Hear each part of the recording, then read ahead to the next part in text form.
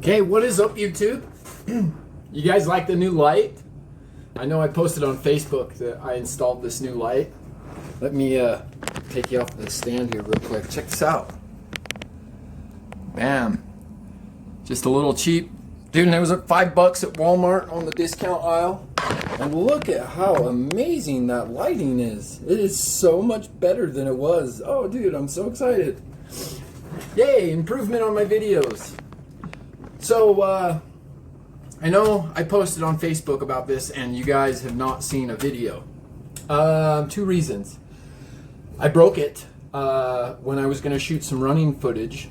And the other reason is I got so excited when I got it that I didn't want to waste the time to set up a camera and all that to shoot the break-in. I just went outside and broke it in. Yeah. This motor broke in semi-easy. I don't know if it's, completely fully broke in or not. But it runs great. I am running it on 30%, even though the owner's manual says not to. Pretty rich. The average, I don't tune by temperature, but I do temp it after I tune it. And it's running about 240. I think it's good. Well, I don't know. I shouldn't say that because I also had the cooling head wrapped up a little bit to keep it warm. It's pretty cold here in Utah right now. But anyway, I'm rambling. I'm sorry. Let's dive into this motor. I'm going to tear this thing apart. I want to see what the piston sleeve and everything looks like. I am so interested in this little car. So let's, give me a minute to tear the car apart and let's dive into it. Let's check it out. Also one thing I want to point out really quick is the way that the gas tank is designed on this, okay? There's this little tube on the inside, okay? Now, if you look at the bottom, I don't know if you can see that coloration or not, but that's fuel. And it's collecting at the bottom. And even if you leave it upside down and smack it, it's not emptying out. So this would be a fuel tank that you definitely do not want to leave fuel inside. We all know that fuel gels up over time, and sometimes it doesn't take very long for it to do that. So if you are not going to be running this model for a long time, it would be suggested that you clean out your gas tank. This is the first time I've taken the tank off. I had no idea that the tank was built like this. I guess I should have known the way that the pressure nipples were. I would recommend purchasing a second gas tank, for later on. Another little design, I don't know if it's a flaw, but the way it's designed. So on the bottom, there's this little plate that protects your spur gear right there. And I noticed that it was filling up with fuel and dirt. So this is something that you will have to tear apart quite frequently to make sure that that's clear so you don't chew up your spur. It's all plastic, of course. So definitely, check that. Make sure nothing is collecting in there and going to hurt your spur gear before and after each run.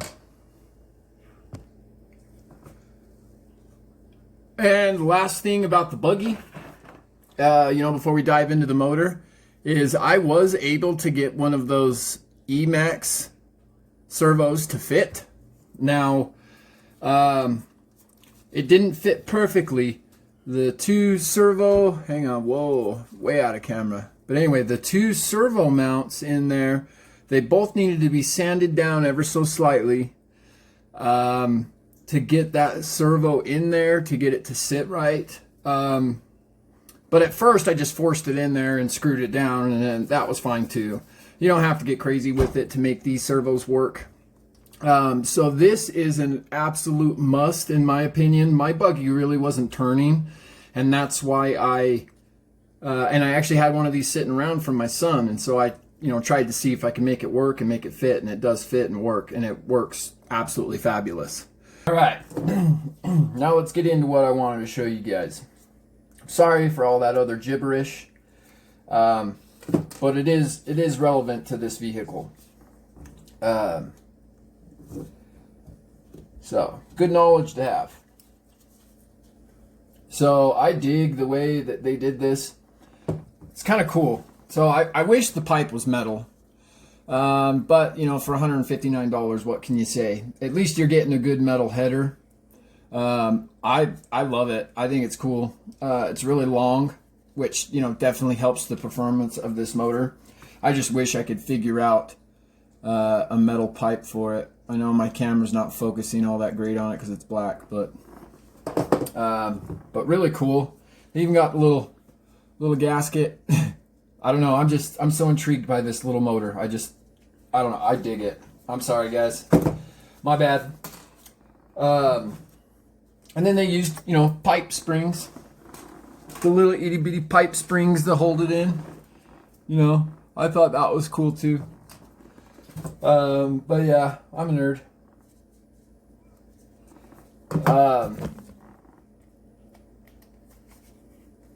Oh man, that's on there tight.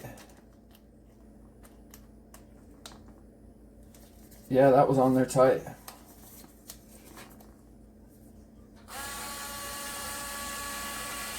So they did shim it.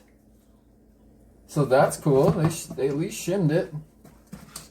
It is ball bearings. The little clutch bell here does have ball bearings in it. It was shimmed. Look at these little itty bitty clutch shoes. Look at how cute. That's so awesome. I don't know why, but that is just absolutely amazing. And for a possible issue, I don't know if I've got something small enough.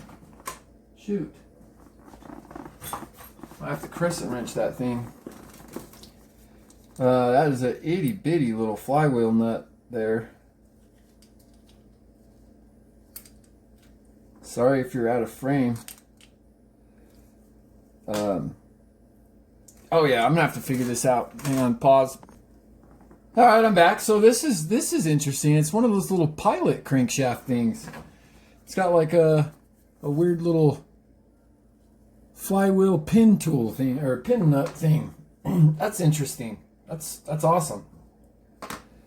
And then it's got one of those things on it.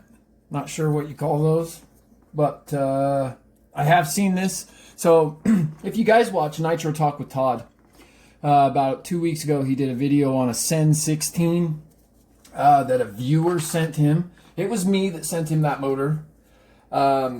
Yeah, I didn't know like the condition or if it was going to be usable. Obviously, it was junk if you watched it. But I didn't know that. I got it in a parts lot this summer from a garage sale. I was after the Savages and the rock crawler, but the lady just gave me everything for the $125 that I gave her or something like that. I got 2 Savage 21s, or 25. Like I said, I don't really know how to tell the difference between them.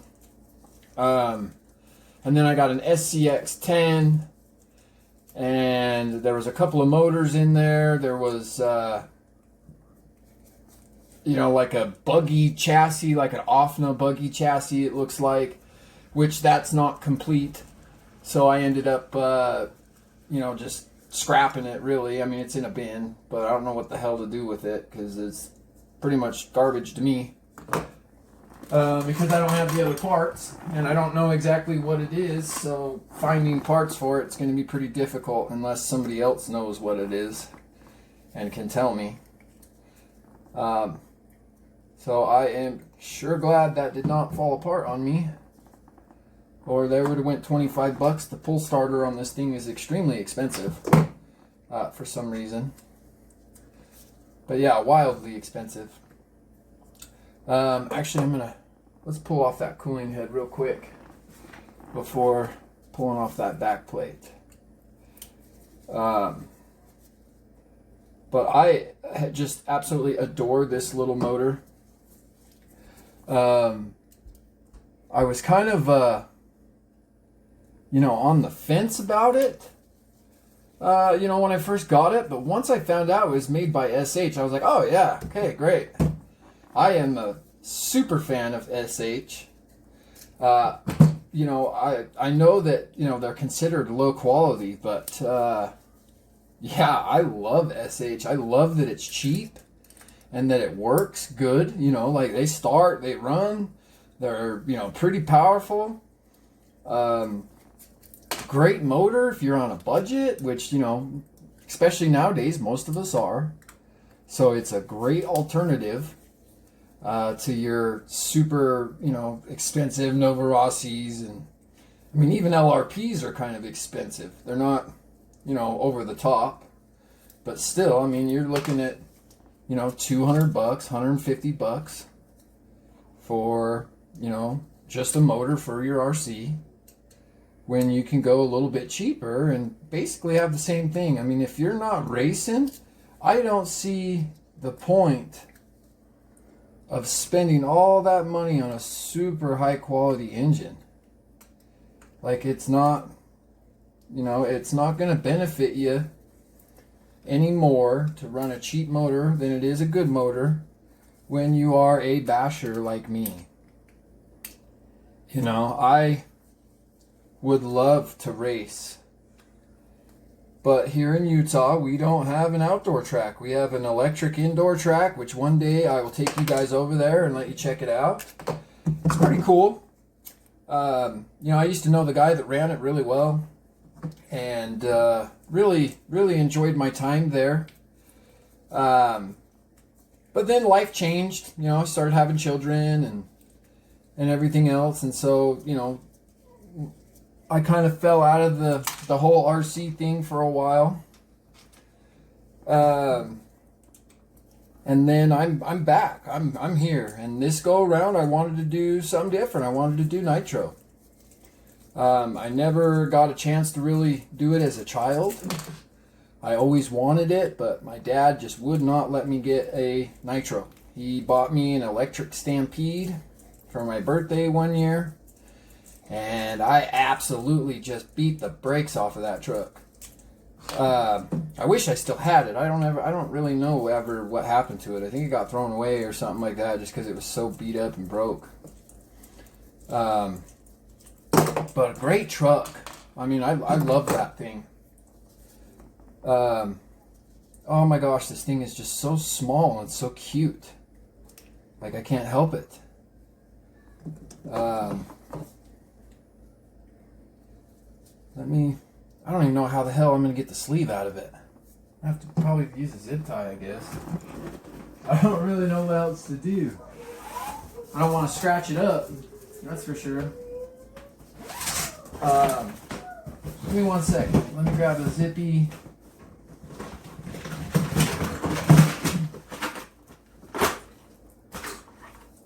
Sorry, guys. I don't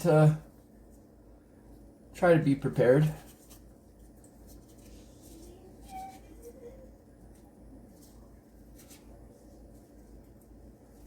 I think that's just enough to get under that head there. Oh yeah, there we go. Yep.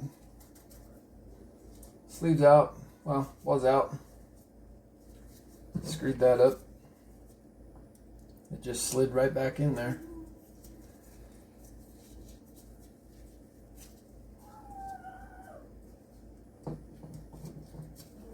But, oh my goodness, that's so small. Wow. I cannot believe they designed in this runs. Like, this is insane how small it is. I don't even know how I'm going to get that off the connecting rod. I can barely even get my finger in there. Sorry if I'm out of frame, guys. My bad.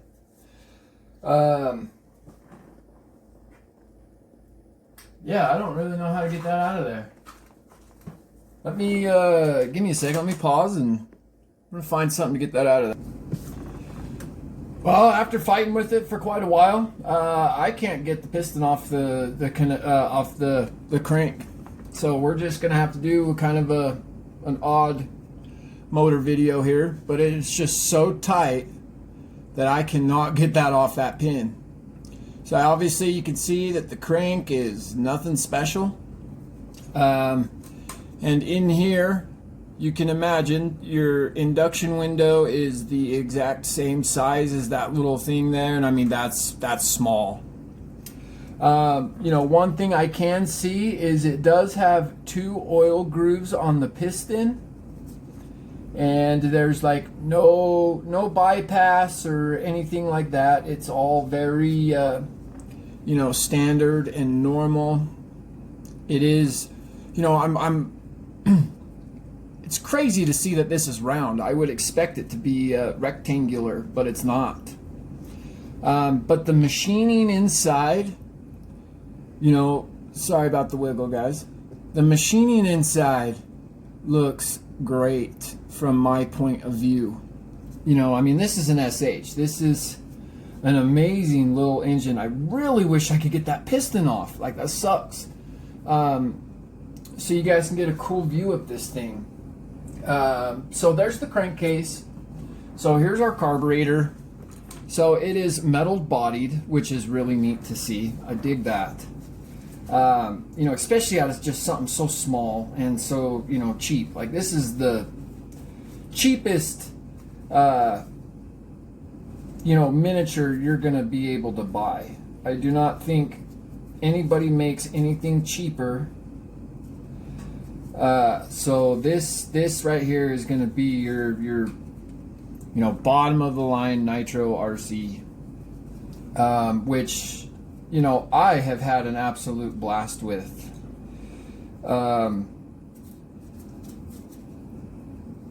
You know, I don't know if any of you guys are into minis or anything like that, but, you know, I'm not, for sure. You know, I'm not a mini guy. But when I saw this, I had to give it a whirl. You know, I wanted to see what it was about. But it's got a really small, get the camera to focus here, really small Venturi. You know, it is a long needle carb, real simple design, itty bitty throat. You know, I'm gonna have to fix that boot, mess the boot up. But yeah, I'm glad to see that it's aluminum. That's cool. Yeah, let's go do our back plate next. So our back plate has this really interesting looking one-way bearing and starter shaft. Like, that's really interesting. Starter shafts here. You know, you're seeing lots of oil because I like to after run. If you guys watch my after run video, you watched me after run this engine, and you can see how 2 drops of after run oil absolutely coats the motor. So this is a prime example of less is more. You know, the less you use, the better it's going to be. And then we have a 1-piece cooling head. Now, they milled it amazingly, dude. Like, they chopped it up. It is super light, even with a glow plug in it. I see 1 millimeter shim. So it does have a shim. But yeah, super neat. I love all the cuts. It's got airflow cuts. It's cut up. Beautiful. It's got that little turtle in there. Beautiful cooling head. Love it. And then let's look at our sleeve.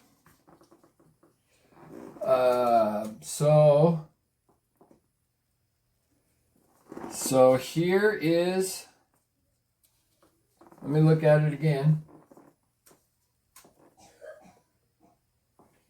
Okay, so here is our intake port. So it is cut, angled very nicely. Super surprising to see on something so small. Very wide, not super tall, but it is, I mean, if you look at that, they angled that like amazing. Like, that looks great. That's awesome. And then for our Schnurly ports, really wide. You know, there's not much connecting the top to the bottom of the sleeve. If I spin it real quick, look at how little of material is in between each port. Like, there's not much. but the Schnurly ports are semi-angled. They could have, angled them a little better, but maybe not, just because of how small this motor is. And then our exhaust. Okay, our exhaust is, for the size, I feel like it's a very adequate exhaust port. It's wide. It's not ridiculously tall.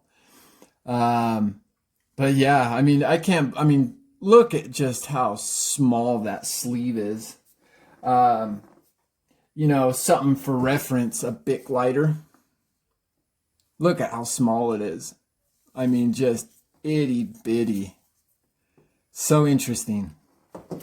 But yeah, so this is the sh.07 that's found on the Exceed Blur. It's a 114 or 116 Nitro buggy for $159. No tax, free shipping. But yeah, thank you guys for tuning in. If you've made it this far, you are an absolute legend. I know this video is not amazing. It was just kind of on the fly. I didn't plan it out very well. So I just kind of rambled on. So I'm sorry about that. But as always, thanks for tuning in. You all have an amazing Sunday, and we will see you in the next video.